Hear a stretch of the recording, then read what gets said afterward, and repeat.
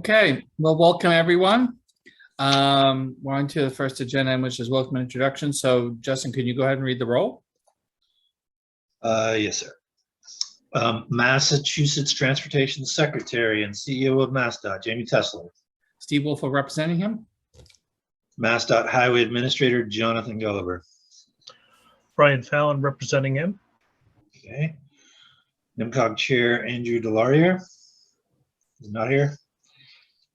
LRTA Board Chair, Tom Baumel. He's not here. LRTA MPO Representative, Kevin O'Connor. Present. Okay. NIMCOG MPO Representative, Pat Wojcik. Here. Okay.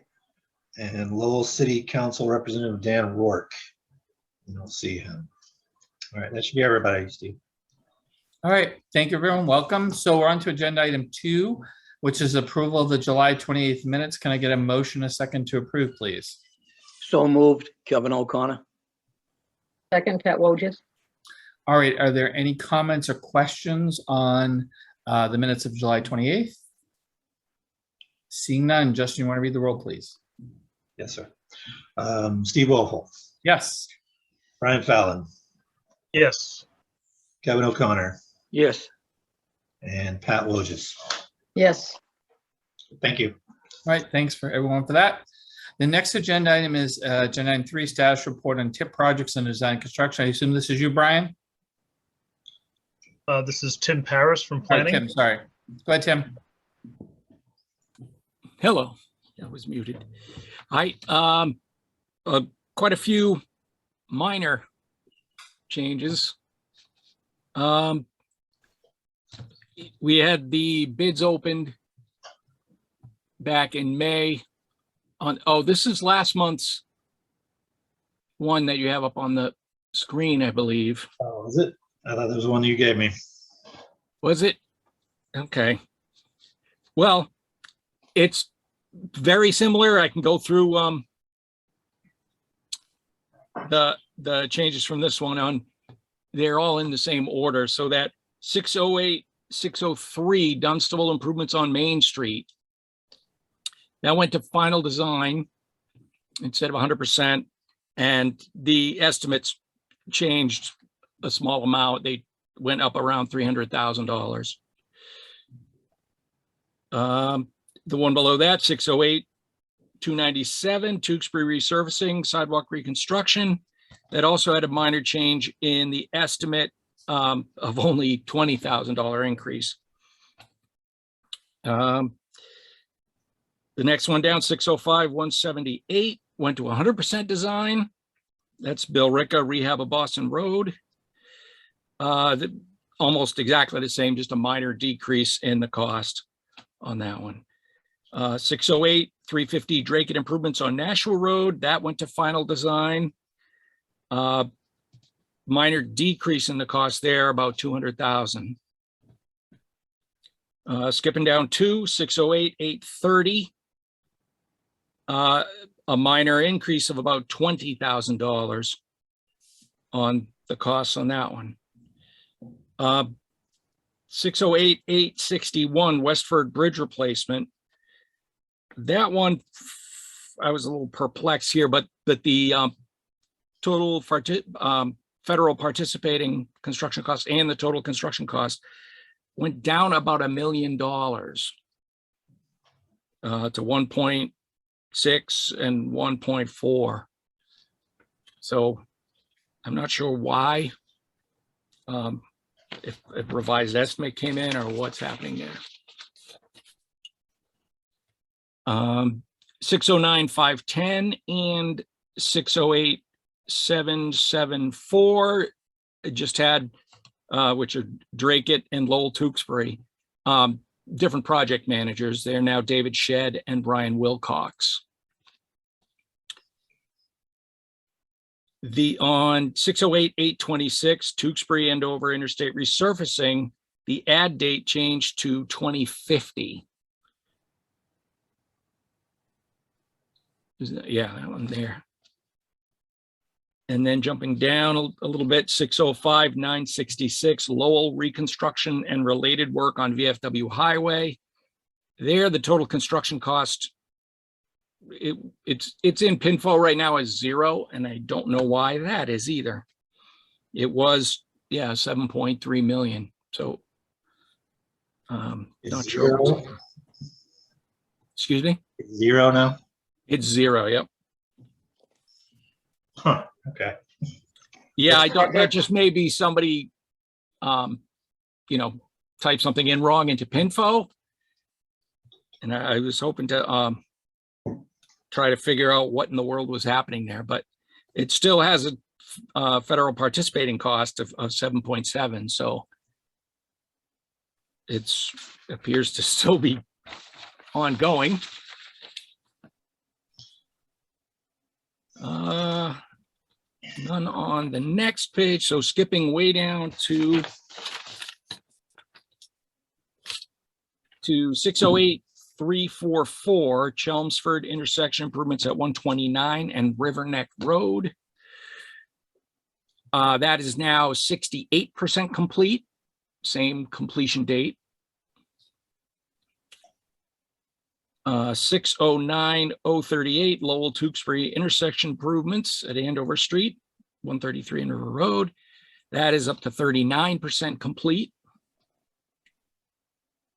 608257 Lowell deck replacements, Lowell connector over Industrial Avenue East. That one is now 72% complete. 606189 Lowell improvements on Route 38 at 4 intersections. The costs for those have gone up about 400,000, 350,000, and it is now 91% complete. And 602932 Lowell bridge replacement, VFW highway over Beaverbrook, is at 73% complete. And 608420, the last one, is 77% complete. All right. Do people have any questions for Tim on these projects or any other? Obviously, there's a couple, Tim, that we need to get a little bit of clarity on. Yeah. So if you Yeah. could, before the next meeting, get back to Justin on what's going on with those couple. Sure. Oh, yeah. I have a couple questions. Sure, go ahead, Justin. First off, I know I'd asked you, Tim, about the improvements at Andover Street and River Road, about the completion date. Is that a still viable 2024 completion? As far as anybody can tell me, yep. Okay. And of course, we have to ask about the Rourke Bridge. I know we talked about it in June and July about a bridge type study being submitted and a public meeting being scheduled at some point in August. I don't know if that's been done yet.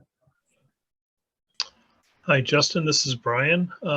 Yeah, the district reviewed the bridge type study last month, and we sent our comments into Boston at the beginning of August. I've reached out to the PM as far as the next public meeting, and I haven't heard back yet on the exact date, but I will get that to you when I hear. Okay.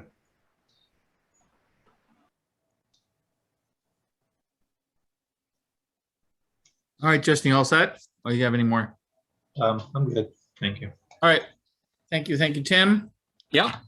All right, we'll move on to agenda item 4, which is an open forum for the public to speak. Are there any members of the public who would like to address the MPO today?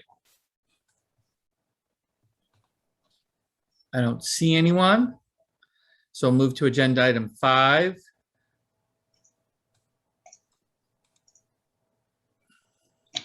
Which is the federal fiscal year 2021 to 2025 draft tip amendment number 2. So Justin, you want to go ahead? Yes, thank you. So, okay, so on your screen is a summary of draft federal fiscal year 2021 to 2025 tip amendment number 2, which was released for public comment by the MPO at our last meeting on July 28th. So what this amendment involves is programming a cost increase for the Route 113 improvement project in Dunstable.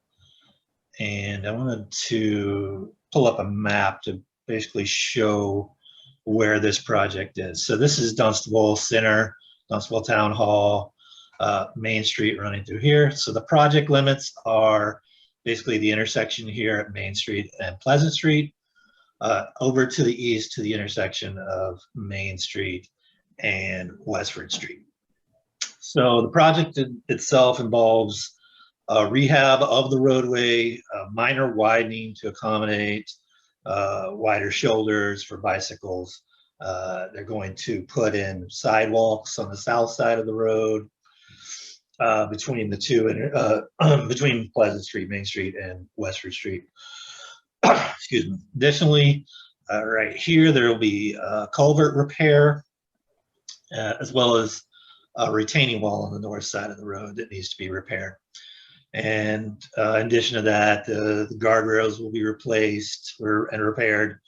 And there's some minor drainage improvements that need to be made, as well as upgrades to signage and pavement markings as part of the project. So just to recap, Tim Paris had just mentioned that the project had gone to final design. And with that, the construction cost estimates increased. So if a cost increases more than 10%, this triggers an amendment to the tip. And that requires an opportunity for the public to weigh in on the potential action. So in order to fully fund this project, we needed to amend the tip prior to advertising for construction, which is currently set for September 25th. And just taking a look at what we have currently, the project currently programmed in fiscal year 2021 in our tip at a cost of $4,500,531. And the new cost estimate that came in, $5,211,383. So an increase of a little over $710,000. So with that, we just need to cover the increase, fully fund the project, and thus the need for this amendment to the tip. So we put it out for public comment at our last meeting.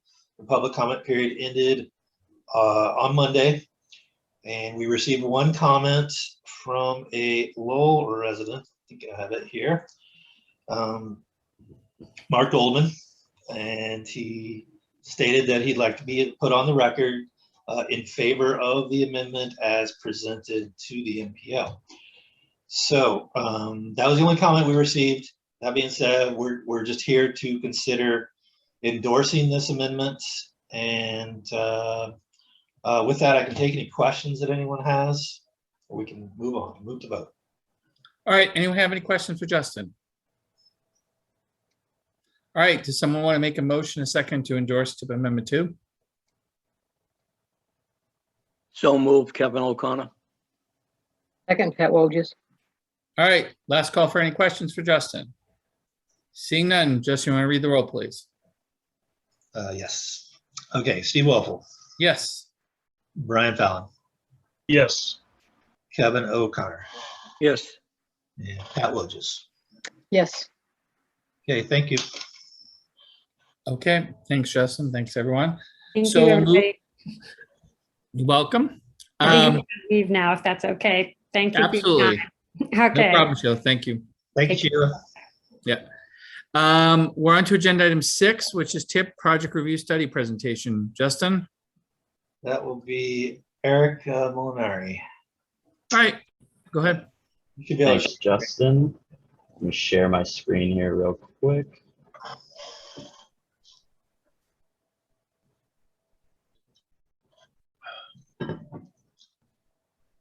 All right, so this spring we started a tip project review study where we take a look at a couple of our tip projects and do a quick comparison before and after. And in this version of the study, we took a look at Minot's Corner in Westford and East and Livingston in Tewksbury. Again, so the purpose of the report is to compile and review data of projects that we included in our TIP program, taking a look at the safety conditions before and after to measure the effectiveness of the projects, and basically just to kind of get a better idea of what strategies worked, what doesn't, and just kind of get a better understanding of where to how to better allocate funds in the future, those federal funds going to TIP projects. So the framework for the study, we took a look at 3 different safety measures, measures of effectiveness. The first being total number of crashes, pretty self-explanatory. Second one being the equivalent property damage only score, which is, for those of you who don't know, basically just a calculation of dangerousness of an intersection, and that's calculated. They assign a point system to different severities of crashes. 10 points for fatal injuries, 5 points for non-fatal or non-serious injuries, and then 1 point for a non-injury crash. And essentially, you add those up to get 1 score. And in the data we use, we're using a 3-year average of EPDO. And then the last measure of effectiveness we're using is the intersection crash rate, which will be measured as a number of crashes that occur per million per million vehicles entering an intersection, almost kind of like a crashes per capita of cars coming into an intersection, essentially. And so the first intersection we took a look at is East Street and Livingston Street. So this is in like East Central Tewksbury. It's a feeder route to Route 93. You can commute to Lowell on it. There's some freight going through there with Market Basket close by, as well as some other industrial uses. And there's also a hospital and the town center to the west. So it's a somewhat busy route. So here, checking out a before and after picture of the intersection. We're taking a look, we're on East Street here, looking westbound. And so before the TIP project, there was the general purpose lane running in either direction, and then a stop control on Livingston Street going into the intersection. And so the changes that were made, you can see on the right here, we got a fully actuated signal. The road was widened throughout the intersection to provide safety vehicles were having some problems getting in and out of the intersection.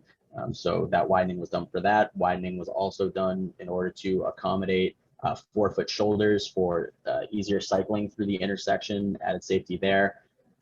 You can see here on the west side of the intersection, there is a left turn lane that was not there previously. And then sidewalks were also added on 3 corners of the intersection, as well as pedestrian infrastructure, such as these crosswalks going through the intersection here. And then here again on the eastbound approach, or westbound approach, sorry, we have the median being a little wider for extra safety. And now taking a look at the Livingston Street approach, you can see that stop sign there on the left. It's not your typical stop sign intersection there before. And again, on the right, you get the fully actuated signal, widen roads, again, for the emergency vehicles, bicycles. We have the sidewalks, all the pedestrian infrastructure you could want for the intersection. And yeah. And so now taking a look at the first of our 3 measures of effectiveness, we're taking a look at total crashes here. And so the improvements were made in 2011 right here, we're at 7. So you can see before the improvements, we peaked total crashes around 10 in 2009. And then you can see after the improvements were made in 2011, we went from 7 to 4 crashes, and saw a pretty steady decrease over into 2017. You can kind of see that trend line pretty easily in this chart, with a quick bump here in 2014. So that's that first measure. And then taking a look at the EPDO score, we can see the EPDO was quite high in 2007 to 2009 at 63. And then again, the project was completed in this 2009 to 2011 would be the first. Right after that would be the first data we have. And you can see a pretty sharp decrease from 54 to 32, and then a steady decline all the way down to 12 for the most recent data we have in 2017. So that's the kind of trend line we like to see as far as effectiveness there. And then going to our final measure, we're looking at crash rate here. So before the changes were made at the intersection, we had a 0.86 crashes per million entering vehicle in 2006. And so comparing that to what the District 4 average crash rate was for a signalized intersection was 0.73. So you can see before that it was over the average crash in the region, and then after in 2017 it fell all the way down to 0.39, with about 55%. So again, a good increase in safety there. And so taking a look at the summary here of all three of our measures of effectiveness, all three dropped. So that's exactly what you want to see in projects that are meant to improve safety. We got a 70% drop in total crashes, 81% drop in EPDO score, and then a 55% drop in crash rate. So we're classifying this as a success in increasing overall safety. So now shifting over and taking a look at Route 110 at Boston and Carlisle Road, otherwise known as Minot's Corner in Westford. See on a map here, it's kind of south central Westford. It's just south of 495 in Westford, as well as the town center. And this is a pretty big intersection, and kind of as I go through and talk about some of the statistics and changes made in this intersection, it should be noted that Cornerstone Square was added in this intersection in 2012. Right before the TIP project was a couple years before the intersection was completed, which added a lot of retail space to the area, and with it came a huge increase in traffic volume. So we were kind of dealing with an increase in traffic as well as trying to increase the safety at the same time. So some of the data, will reflect that. And so just taking a quick aerial view of the before and after, I mean, you can see the stark difference pretty quickly of how of the changes that were made here. You had a somewhat smaller footprint before, and then after, you can see these, especially the all of Route 110 as well as Boston Road coming south here. All those streets were widened pretty significantly, and the footprint of the intersection is just a lot larger now in order to accommodate for that extra traffic. So this was a fairly large project. And so getting onto the street here now, we're looking eastbound on 110. And you can see before we had two exclusive left turn lanes, as well as a through and right turn lane. And then on the right there, for the after picture, an exclusive through lane was added, and then we kept all the other lanes were also kept. Again, the road was widened to allow for 4-foot shoulders, as well as the sidewalk being added where there was none before, as well as pedestrian infrastructure. There was no pedestrian infrastructure previously. As you can see, there was no sidewalk, no crosswalks or sidewalks here at all. And then we added those in, as well as they upgraded the signage, pavement, and the signaling in the intersection. So now taking a look across that road, looking the other way, westbound on 110, we can see, again, we had road widening to accommodate for an extra lane here. We had an exclusive left, an exclusive through, and then a channelized right here. And an extra exclusive through lane was added. And then the exclusive right turn lane was widened a bit, and a signal was added for that exclusive right turn where there was not previously. The sidewalks were upgraded again. We have the pedestrian infrastructure going in, as well as a barrier median here for better separation of traffic on either side. And so now taking a look at the southbound approach on Boston Road. Before, again, widened road, an extra exclusive left turn lane was added in where there was not one previously, keeping the other exclusive left turn, exclusive through, and then exclusive right turn lane as well. We have the upgraded signaling for the intersection. I believe that was, and then we have Cornerstone Square over here on the right, just kind of a quick note. And then taking a look at the last approach here, looking northbound on Carlisle Road, the intersection previously had an exclusive left and then a through right turn lane. And then after improvements were made, there's now the exclusive left, an exclusive through, and then a through right turn lane. Again, sidewalks were added here on the left side of your screen there, as well as pedestrian infrastructure with sidewalks, and then the signaling is upgraded as well. So now taking a look into the data here, and I just want to stress again how much traffic increased after the Cornerstone Square development project in 2012. You can see, just going back to 2007, crashes were already decreasing from a high in 45 down to 18 in 2009, and then they slowly started to uptick here to 26. And then as soon as Cornerstone Square was finished, we just had a huge increase in total crashes over the next 2 years, jumping from 26 to 46. And then the TIP project was completed in 2015, which is when you see this big jump back down again from 46 to 24. So that's a pretty big immediate change right after the TIP project was finished. So that's a really good sign. And then we kind of see it just kind of leveling out a little bit. And we expect to see it kind of continuing to level out. We're going to keep monitoring that. And so now taking a look at the EPDO score, again, kind of a measure of effectiveness of the dangerousness of the crashes in the intersection. We can see kind of a similar trend with the EPDO declining from 162 to 79 into 2011. And then with the addition of Cornerstone Square, it jumping back up to 148.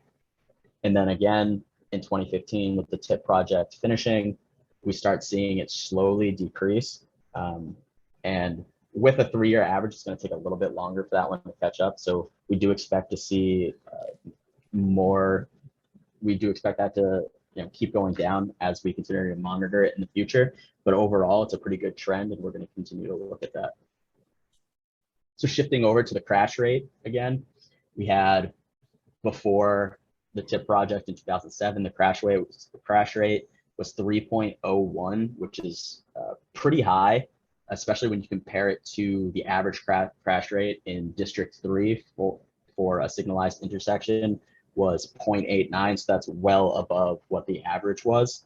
And then after the project's completion in 2017, we saw it fall to 1.07. And while that's still not quite at average, it's a little above it. This isn't, I wouldn't quite say this is an average intersection. Again, it's a heavily trafficked intersection. So, I mean, overall, huge drop.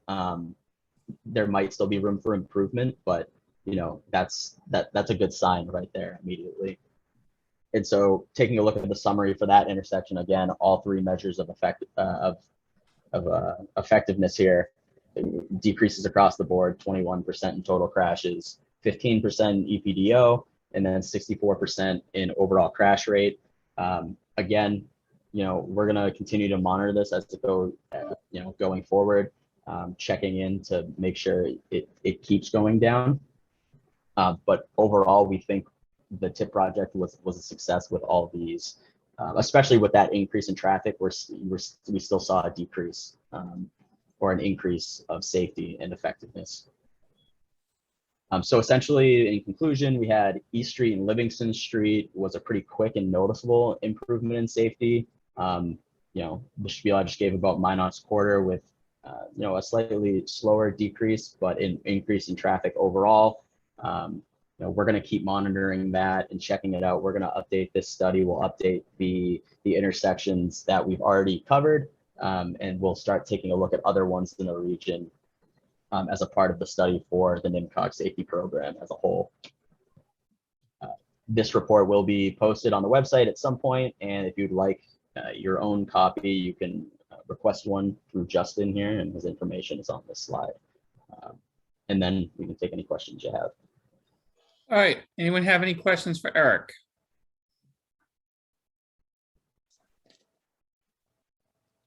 I don't see any, Justin, do you? No? All right, Well, thank you. all right, thank you, Eric. Good job. Thanks. Thank you, Eric. All right, so the next item on the agenda, I believe, Justin, is other business. Is that correct? That is correct. Does anyone have any other business for the MPO today? When's the next meeting, Justin? We probably should address that. You're gonna make me look. Oh, well, what September 22nd. Okay, so we're anticipating a meeting for then. So can I just get a motion second to adjourn, please? So moved, Kevin O'Connor. Second, Pat Wojcik. All in favor of adjourning, please say aye. Aye. Aye. Any opposed? Any abstentions? All right, thank you, everyone. Steve. Enjoy the rest of your summer. Stay safe, and we'll see you in September, all right? Thank you, everybody. Care. Thank you. Thank you. Okay.